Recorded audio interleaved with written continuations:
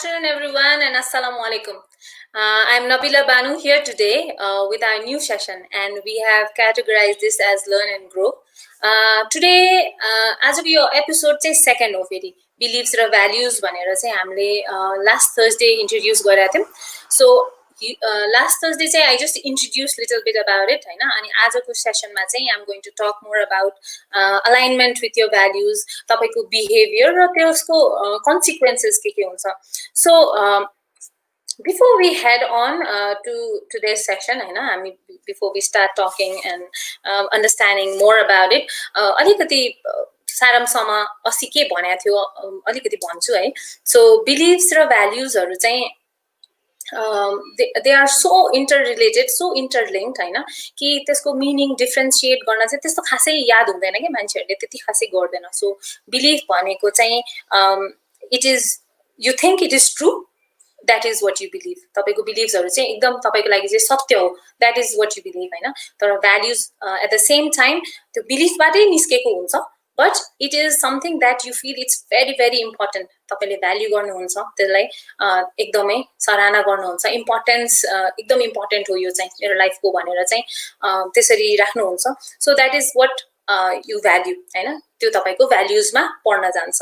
So beliefs र valuesले चाहिँ तपाईको it brings a behavior in you. तपाईले जे रियाक्ट गर्नुहुन्छ. So हामीले सबैजनाले स्कुलमा त पढेकै छौं हैन. Every action has equal and opposite reaction, हैन. So यसमा पनि हाम्रो beliefs र valuesले चाहिँ एउटा kind of behavior generate गर्छ, जसको चाहिँ positive negative सबै खालको consequences हुन्छ depending on what kind of behavior you are showing, है. त्यो चाहिँ यो चाहिँ अस्तिको सारांश हो. अब चाहिँ let's head on with alignment तिर जाम. Alignment किन आवश्यक छ त है? So हाम्रो चाहिँ यो values र beliefs जुन हाम्रो लाइफमा बसेको हुन्छ, these are the guidance, भनौं न, it is a guide of our life. It basically guides us and this is how we live and work. So यो beliefs र values ले चाहिँ हाम्रो priorities determine गर्छ. हामीलाई के मन पर्छ त, हैन.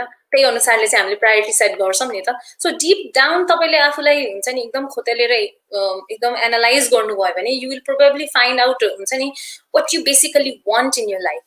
किनभने हामीले चाहिँ अब देखि सिकी उलाई यो चाहियो, oh he has this dream, she has this dream भन्दै हामीले उनीहरु अर्काको लक्ष्यलाई पनि आफ्नो लक्ष्य somehow बनाइरा हुन्छ के. So what do you value actually? That is the answer is within yourself. तपाईले चाहिँ त्यो find out गर्नै पर्छ. So अस्ति last session I had asked you all to send me your top 5 values, हैन, by analyzing your behavior. एक हप्ताको analyse गरेपछि पठाउनु भनेको थिए. So thanks to the team, मेरो team भुवन दाइ, Shreena, Vishwesh for writing down your values and sending it to me. अनि other than them, Namu Dahal र आकाश शराफ जीलाई पनि म thank you भन्न चाहन्छु for sending your top values to me, है. Now तपाईहरुको चाहिँ मैले चाहिँ why I was asking is I wanted to analyze your values and to see how it could match from one being to another, है. Because we live in a society, of course matching त हुन सक्छ नि त हाम्रो भ्याल्युजहरु. We live in a same kind of society, so हाम्रो परिवेश same छ. So I found a lot of similarities, there were a lot of differences as well. तर पनि यो भन्दा भन्दै पनि त्यसको meaning जुन तपाईले भ्याल्यु लेख्नु भएको छ. So let's give an example. You wrote love as your value, right? So if you value love, what is love exactly? What does that mean to you? मैले यो कोचिङ सेसन गरिरहेको भए चाहिँ of course I would ask what love means to you. किनभने what love means to me could differ from what love means to you. So हाम्रो meaningहरु चाहिँ different हुन सक्छ. So exactly love, exactly how do you value, how it comes into your top value, त्यो चाहिँ अलिकति explanation चाहिन्छ, हैन. So to those who have already analyzed what your values are, so little bit आफ्नो त्यसमा अझ टाइम दिनुस्, हैन. अझ एनालाइज गर्नुस् अनि त्यहाँबाट चाहिँ के निकाल्नुस् भन्दाखेरि you write down what exactly it means to you. त्यसले चाहिँ के हुन्छ भन्दाखेरि you are giving अझ detailed analysis आफ्नै लाइफको बारेमा, आफ्नो भ्याल्युजहरुको बारेमा अझ detailed study गर्दै हुनुहुन्छ.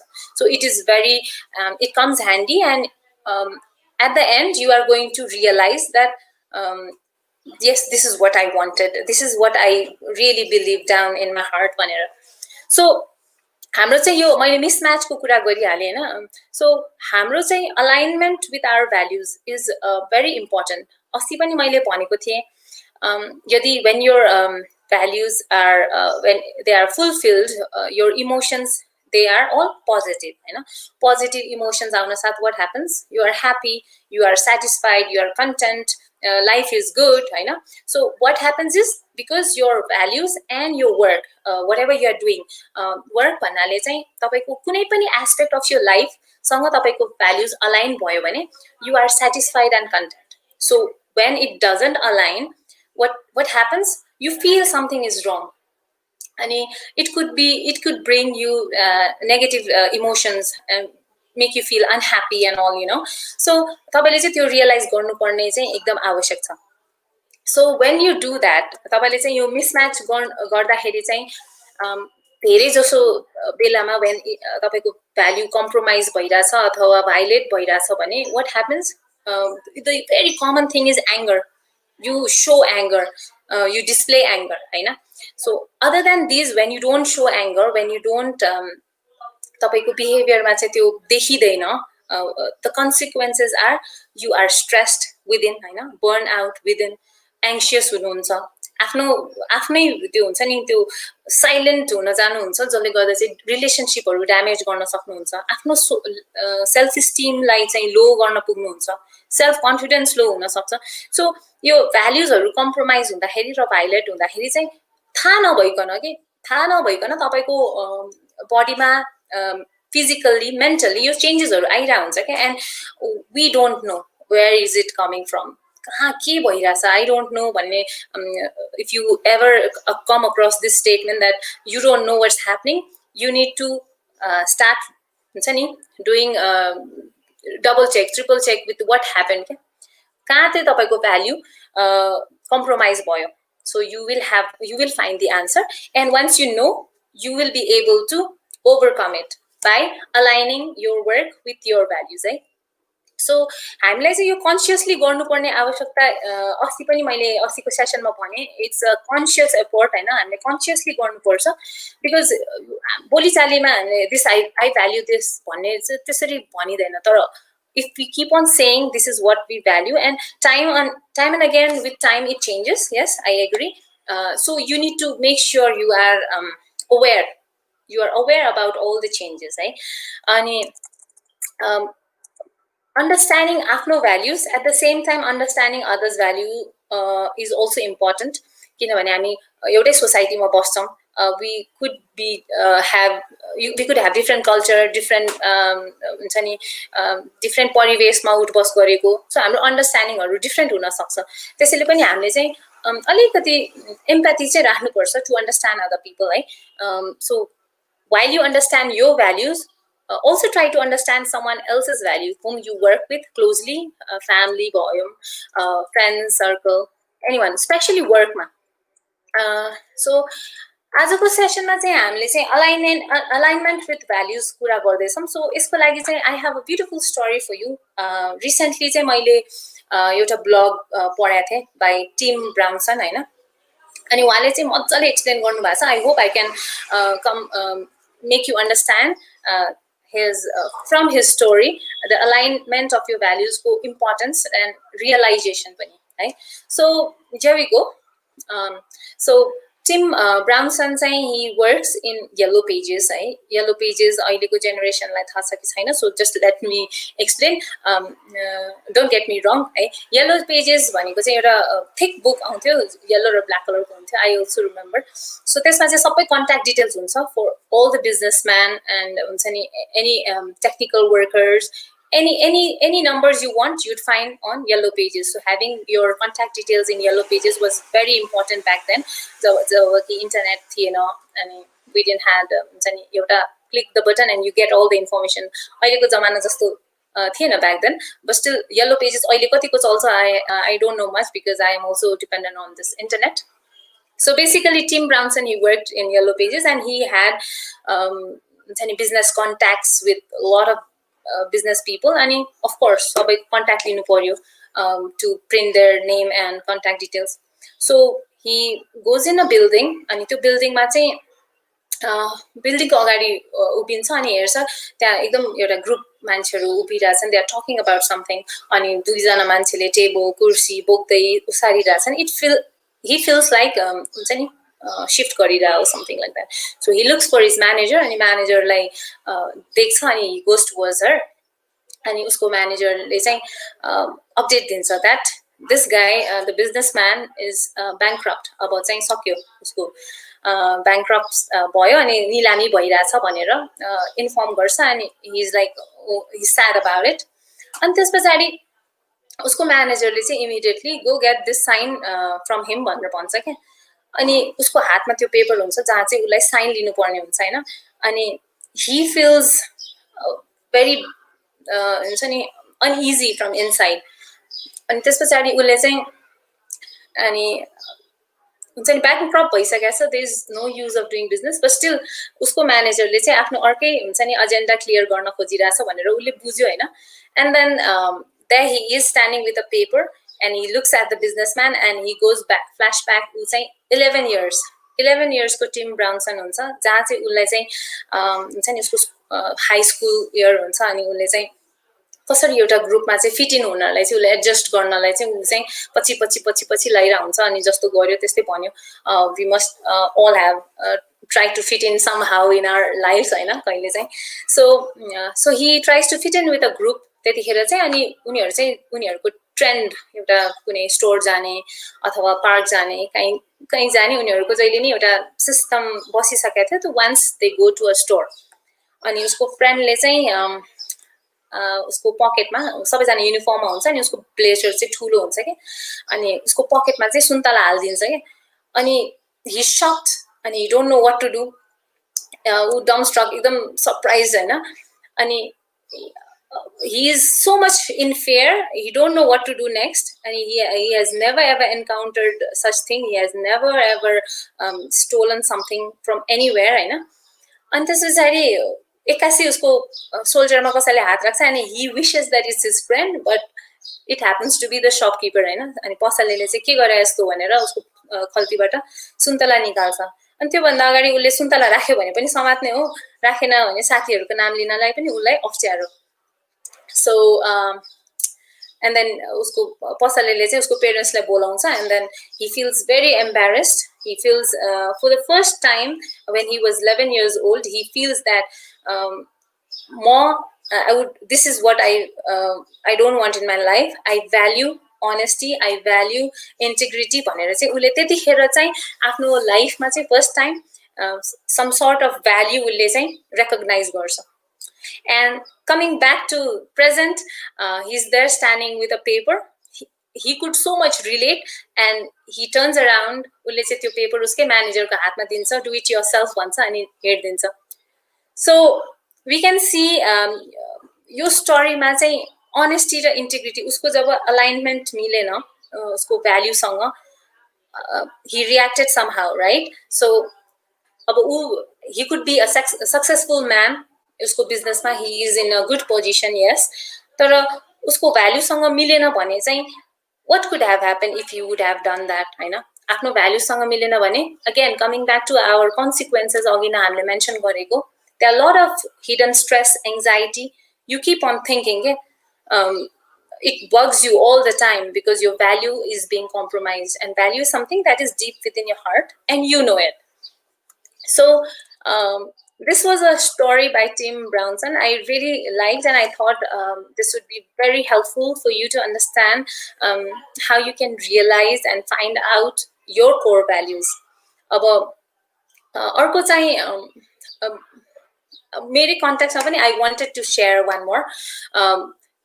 You all have been to petrol pump, right? Petrol त भर्न जानुहुन्छ नि. So मलाई चाहिँ अरूहरूले ओभरटेक गरेको लाइन मिचेको मनै पर्दैन. But recently I went there with my cousin. My cousin just rushed towards the front front of the petrol pump and petrol bhare ke. And I was standing there and I was feeling I was so feeling that guilt inside me. I was so ashamed. I felt so I'm disrespectful for all those who were in queue भनेर चाहिँ त्यो feeling आइरहेको थियो क्या मलाई. And then I did this core values पत्ता लगाउने चाहिँ तरिका के हो भन्दाखेरि चाहिँ I kept on asking why is this important to me, because मलाई चाहिँ 2 दिनसम्म त्यो वर्क गरिराख्यो क्या, until and unless I went again and stood in the line अनि पेट्रोल भर्यो हैन आफ्नै क्यूमा बसेर. Until then it was in my mind, how disrespectful भनेर. So core values चाहिँ यसरी पनि यसरी पत्ता लगाउने हो. You need to ask yourself what is important to me हैन, अनि त्यसपछि what does that give me. You keep on asking that question हैन. तपाईले चाहिँ एउटा, if you keep on asking this question again and again, like मेरो केसमा चाहिँ why is this important to me भन्दाखेरि चाहिँ it's important to me because I want to give respect to others हैन. अनि फेरि why is respecting others important भनेर I asked myself what does that give me, and it again I again came up with with an answer that says that I want to respect others and myself as well, because until and unless I don't give respect, I will not get respect. So respecting myself, I said. So again I asked what does that give me, and then I thought again, and I answered myself saying it was fair enough. I think I will go for fairness. That's why. And then again, I asked myself, what does that give to me? What does that give me? So again, I had come up with an answer that with fairness, it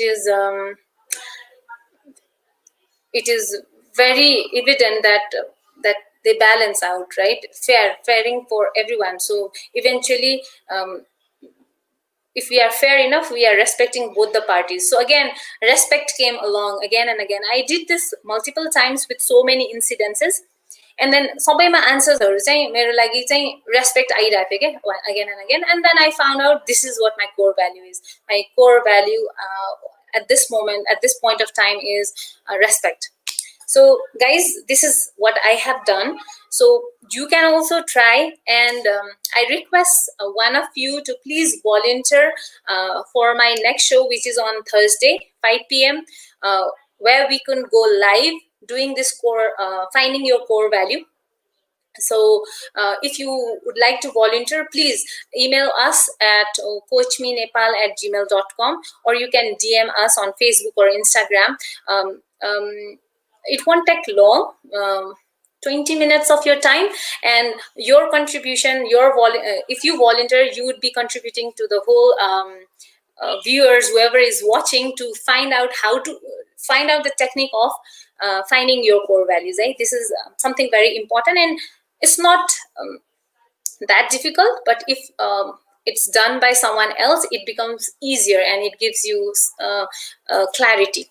Right? So if you want to volunteer, please, if you don't want to volunteer, suggest your friends to volunteer, and I'm sure you love this finding about your core values. Right? So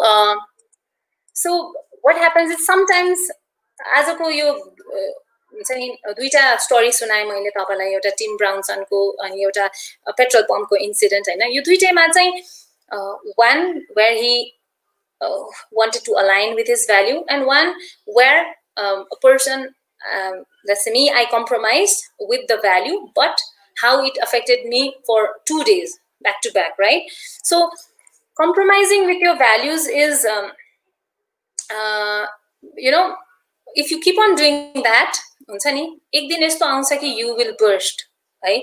So to stop that, sometimes I think there are a lot of instances when you hear people who shouts in anger, shouts in anger. When a person shouts in anger, to anger पनि उसको value compromise हुँदाखेरि चाहिँ विस्फोट हुने हो. So if you understand, if you try to understand, and you don't just walk away with your values, you need to because value भनेको पछि it's very important, it's a priority. So it is something that is close to your heart. You can just you will not let, actually it's a human behavior, you will not let it go away, because it will bug you somehow, it will give you anxiety, it will give you stress. So what we need to do is we need to find out where our values are being compromised, how we are not aware about it. So circumstances changes, people changes, and so our understanding with all these will change.